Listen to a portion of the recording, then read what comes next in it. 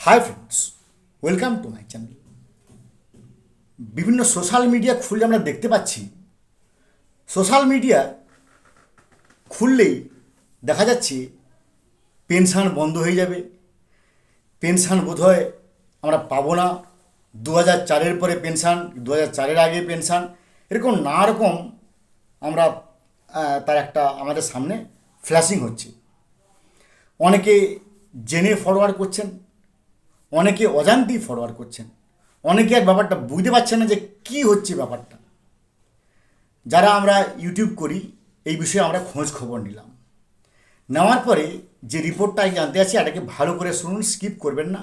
কারণ দেখুন, ফেসবুক বা ইউটিউব বা বিভিন্ন সোশ্যাল মিডিয়াতে যে খবর তার কিন্তু 20% আমি আপনার দায়িত্ব নিয়ে বলছি, 20% উপরেও, 20% বা তারও বেশি অনেক ক্ষেত্রে জল মেশানো থাকে, ভুলভাল থাকে, ভুলভাল আপ টু ডেট ফরওয়ার্ড একজন ফরওয়ার্ড করে দিচ্ছেন, তিনি হয়তো একটু বিখ্যাত, তাকে দেখে দেখে সবাই ফরওয়ার্ড করছেন। না, এটাকে আপনারা বুঝতে হবে, যেহেতু আমরা চাকরি বাকরি করি, বুঝতে হয় ব্যাপারটা কি, জানুন কেন এই ধরনের হঠাৎ করে ফেসবুকে এলো, আগে তো আসেনি। ঘটনাটা কি দেখুন, ঘটনাটা হচ্ছে গত 7ই August 2026 PFRDA, pension fund regulatory and development authority, PFRDA এর চেয়ারম্যান শিব সুব্রমণিয়াম রামন, আবার বলছি PFRDA এর চেয়ারম্যান গত 7ই অগাস্ট 2026 আমাদের কলকাতায় একটা প্রোগ্রামে এসেছিলেন। এনার নাম হচ্ছে শিব সুব্রমণিয়ান রামন বা এস রামন। তিনি এই PFRDA এর চেয়ারম্যান হয়েছেন 20শে জুন 2025 থেকে। যে এই PFRDA তৈরি হয়েছে 23শে অগাস্ট 2003, তিনি দায়িত্ব পেয়েছেন 20শে জুন 2025। ভালো কথা, তিনি কলকাতায় এসেছেন। কলকাতায় 7ই অগাস্ট এসে একটা প্রোগ্রামে তিনি কিছু কথা বলেছেন, যেই কথাগুলো থেকে একটা ইগনাইটেড ইন্ট্রোডাকশান, যাকে আমরা ইংরেজিতে বলি ইগনাইটেড ইন্ট্রোডাকশান, তো সেইটা ছড়িয়ে পড়ছে। জানতে হবে যে এই ইগনাইটেড ইন্ট্রোডাকশানটা কী জিনিস, তিনি কী এমন বলেছেন যে চারদিকে পুরো সোশ্যাল মিডিয়া পেনশন পেনশন নিয়ে বলছেন। তিনি বলেছেন, মানে তিনি একটা শেষ যে মানে যখন তিনি বক্তব্য দেন, সে বক্তব্য শেষ লাইনটা তিনি কী বলেছেন, যে 2004 সালের কেন্দ্র সরকার এই প্রথম PFRDA এর যে NPS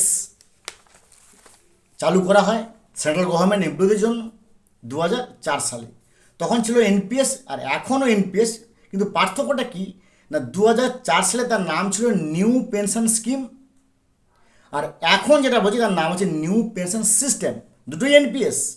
কিন্তু 2004 সালে যেটা কেন্দ্র সরকারের উপর অ্যাট্রিবিউটেড হয়েছে তার নাম হচ্ছে নিউ পেনশন স্কিম বা NPS। তো তাহলে আগে আমরা আসুন সেই NPS অর্থাৎ নর্মাল পেনশনটা কি আর NPSটা কি বলছি, এই দুটোর অন্তর আগে আমার জানতে হবে। দেখুন, কোনোটা কিন্তু আন্দাজ নয়, অনুমানের ভিত্তিতে এই বাবা সে বলছে আমার কান কেটে গেছে, আমি কান না হাত দিয়ে আমি কী বলবো সেখানে ছুটবো, আমি কাঁদবো না। এখন ডিজিটাল যুগ, ভালো করে ভিডিওটাকে স্কিপ না করে দেখুন। নর্মাল পেনশন কি না, তার 4টে প্যারামিটার আছে। কী বার না, শেষ পাওয়া বেতন বা 10 মাসের শেষ বেতনকে গড় করে যেটা বেশি হবে, লাস্ট মাসে আপনি বেতন পেয়েছেন 100 টাকা বেসিক, গত 10 মাসের গড় করে আপনার 101 টাকা হচ্ছে, তাহলে ওই 101 টাকা হবে আপনার চাকরির শেষে বেসিক, এটা তার নিয়ম, প্রথম প্যারামিটার। দ্বিতীয় প্যারামিটার, বছরে 2বার DA হবে। তৃতীয় প্যারামিটার, যে আপনার নির্দিষ্ট এবং নিশ্চিত, যে আপনার যদি 5,000 টাকা বা 6,000 টাকা বেসিক হয়, তার ভিত্তিতে যে পেনশনটা আপনি পাবেন সেটা ফিক্সড, সেখান থেকে কমবে না, আর DA না হলে বাড়বে না। আর 4 নম্বর হচ্ছে, এতে কর্মীদের কোনো টাকা লাগে না। ভাই আমি চাকরিতে রিটায়ার করলাম, প্রভিডেন্ট ফান্ড পেলাম, গ্র্যাচুইটি পেলাম এবং একটা পেনশন আমার স্টার্ট হয়ে গেল, এখানে একটা পুরো ফুল রেসপন্সিবিলিটি আছে, আমার কমবে না, বরং DA বাড়লে আমার বাড়বে।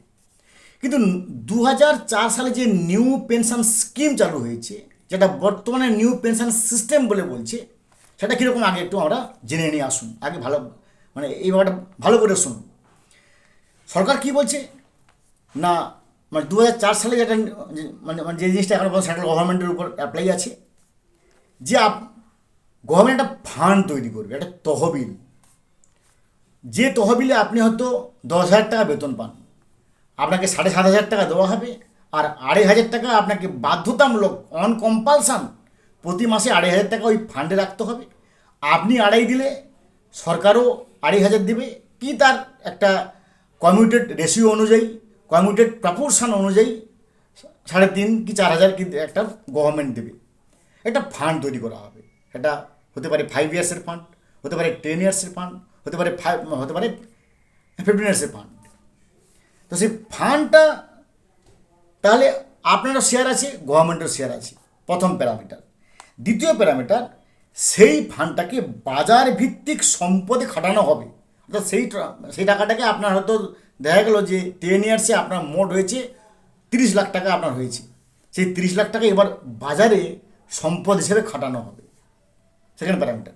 থার্ড প্যারামিটার, এবার কত পেনশন মিলবে সেটা কিন্তু আপনি জানেন না, সেটা কে জানবে না, নিশ্চিত বা নির্দিষ্ট নয়। তহবিলের বাজার নির্ভর লগ্নিগুলির রিটার্নের উপরটা নির্ভর করবে। অর্থাৎ যে বাজারে খাটানো হচ্ছে সে বাজারে যে লগ্নিগুলির রিটার্নস যেমন আয় আসবে, সেখান থেকে সে 9.5 কি 9.2 কি 9% সাধারণত এখন 9 থেকে 9.5 এরকম একটা রিটার্ন পাওয়া যাচ্ছে। সেই রিটার্ন অনুযায়ী আপনার পেনশন ফিক্সড হবে। এ মাসে আপনি পেলেন 10,000 টাকা, সামনের মাসে আপনি হয়তো পেলেন 5,000 টাকা পেতে পারেন, তারপরে মাসে আবার 20,000 টাকা পেতে পারেন, তারপরে মাসে আবার 2,000 টাকা পেতে পারেন। অর্থাৎ এটা ফিক্সড নয়, বাজারের লগ্নির উপর যেমন লগ্নি তার উপর রিটার্ন, তার উপরে আপনার পেনশন ঠিক হবে। আর 4 নম্বর হচ্ছে, আপনার কাছ থেকে একটা তহবিলের টাকা ইতিমধ্যে নিয়ে রেখেছি যেটা বাজারে খাটবে। এটা হচ্ছে নিউ পেনশন স্কিম বেস। তাহলে আমরা এত চিন্তিত হচ্ছি কেন, ফেসবুক এত বিস্ফোরক হচ্ছে কেন? না, এই শিব সুব্রমণিয়ান রামন তার বক্তব্যের শেষে একটা বাক্য বলেছেন, যেই বাক্যটা আমাদের মধ্যে একটা আতঙ্কের ছায়া বলেছে। তিনি কি বলেছেন? তিনি বলেছেন, কেন্দ্র ছাড়াও দেশের প্রায় সমস্ত রাজ্য সরকারই এটি মানে এই এনপিএস চালু করেছে। এখন পশ্চিমবঙ্গ সরকারও চালু করবে ভবিষ্যতে। এই যে একটা বাক্য বলেছেন উনি, যে পশ্চিমবঙ্গ চালু করবে ভবিষ্যতে, এখান থেকেই আমাদের আশঙ্কা যে ভাই আমাদের তো পশ্চিমবঙ্গে এখনও পর্যন্ত এনপিএস ছিল না, না ছিল নিউ পেনশন স্কিম, না আছে নিউ পেনশন সিস্টেম। তাহলে শিব সুব্রমণিয়ান রামন স্যার, যিনি পিএফআরডি এর চেয়ারম্যান 20 জুন 2025 থেকে, তিনি এই ধরনের বাক্যটা বললেন কেন এবং কোন দিন বললেন? 7ই অগাস্ট বললেন, যেদিন তার আগের দিন ডিএ মামলার শুনানিতে বেশ কিছু টার্নিং পয়েন্ট এসেছে। তার পরের দিন তিনি কলকাতায় এসে এই কথাটা বললেন। এখান থেকে আমাদের মধ্যে একটা অশনি সংকেত হচ্ছে যে তাহলে কি এনপিএস আমাদের চালু হয়ে যাবে? তাই আমি বলছি, আর এখনও আতঙ্কিত হওয়ার কোনো কারণ নেই, এখনও পর্যন্ত কোনো নোটিফিকেশান হয়নি। তাই এনপিএস নিউ পেনশন স্কিম বা নিউ পেনশন সিস্টেম চালু করতে গেলে তার বিভিন্ন সংগঠনকে নিয়ে বসতে হবে, তার ভিত্তিতে একটা ন্যাশনাল পারমিশন হবে। তাই এখন এই মুহূর্তে আতঙ্কিত হওয়ার কোনো কারণ নেই। ভালো থাকুন, have a good day, thanks.